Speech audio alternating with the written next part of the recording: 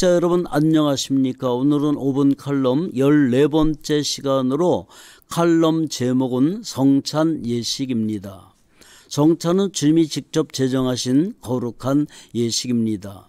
이단이나 사이비일수록 사람이 고안하고 만든 예식들이 많은데 모두 비성경적입니다. 사람이 만들었기에 이단들도 다 계보가 있습니다. 최초의 성만찬은 주 예수께서 잡히시던 밤이었음을 알 수 있습니다.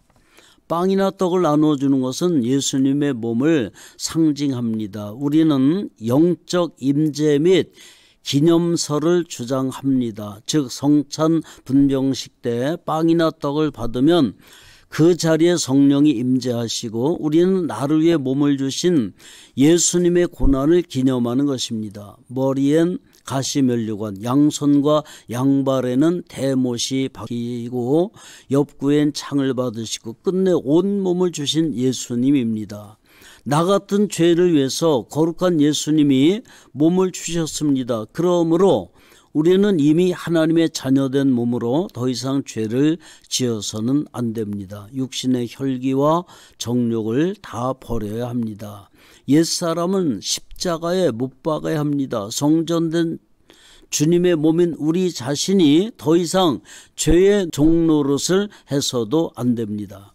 내 안에 더 이상 내가 사는 것이 아니고 나를 위해 십자가에서 죽었다가 다시 사신 예수님이 사시기 때문입니다. 분잔식 때 나눠주는 포도즙은 예수님의 보혈을 기념하는 것입니다. 예수님은 우리를 위해 온몸의 피를 다 흘리셨습니다. 피는 곧 생명입니다. 사고로 출혈 많이 했거나 수술 환자들은 피가 모자라면 수혈을 해야 합니다. 그래야 살 수 있기 때문입니다. 이렇게 사람의 피는 육체의 생명을 살릴 수 있습니다만 예수님의 피는 우리의 영적 생명을 살립니다. 피 흘림이 없은즉 죄사함도 없다는 말씀은 육신보다 귀한 영적 생명을 살릴 수 있다는 말씀이기도 합니다. 출애굽 전날 밤 일어날 10번째 재앙은 사람이든 짐승이든 장자가 죽는 무서운 재앙이었습니다. 그러나 이스라엘 백성들에게는 피할 방법을 미리 알려주셨습니다. 양을 잡아 그 피를 문설주와 인방에 바르라고 했습니다. 그리고 약속하셨습니다. When I see the blood, I will pass over you. 내가 그 피를 볼 때에 너를 지나갈 것이다. 드디어 하나님이 보내신 죽음의 사자가 모든 집마다 찾아다니면서 장자를 죽였습니다. 그러나 지나가다가 문설주에 양의 피가 발린 집은 넘어갔습니다. 그래서 패스오버 유월절이 된 것입니다. 그래서 예수님이 잡히시던 날이 바로 유월절이었고 양을 대신하여 예수님이 피를 흘리실 것이기에 내 피로 세운 새 언약이라고 말씀하신 것입니다. 우리 모두가 심판의 대상이지만 성찬을 통해 예수님의 보혈을 상징하는 포도주를 마심으로 보혈의 능력을 인정하고 기념함으로 이미 구원받은 사람으로서 확신과 결단을 드릴 수 있게 된 것입니다.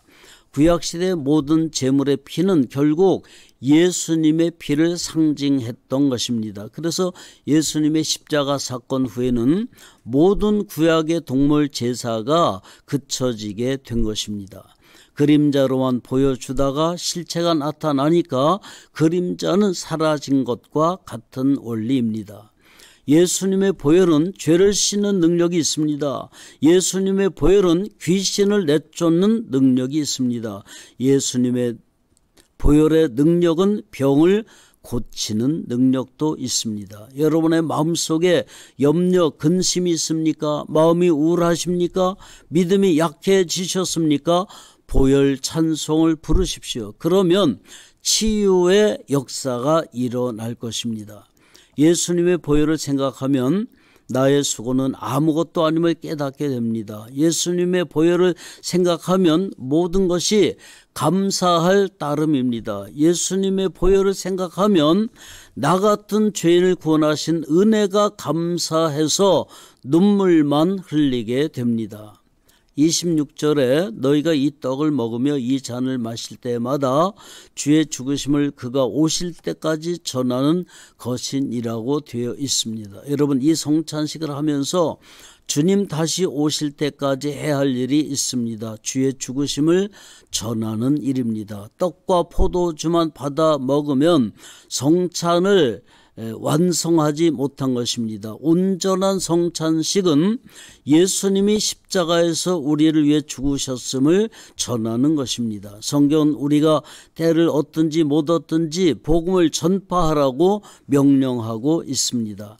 힘들고 어려운 일이지만 복음을 전하는 일에 최선을 다하는 여러분 되시기를 바랍니다. 성찬 참여 대상자는 세례교인인데 이 말은 그 속에 적어도 예수님이 십자가에서 죽으실 때에 내 옛사람도 죽었습니다. 그러므로 더 이상 내 안에 내가 살지 않고 예수 그리스도가 사십니다라는 고백이 있어야 한다는 말씀입니다.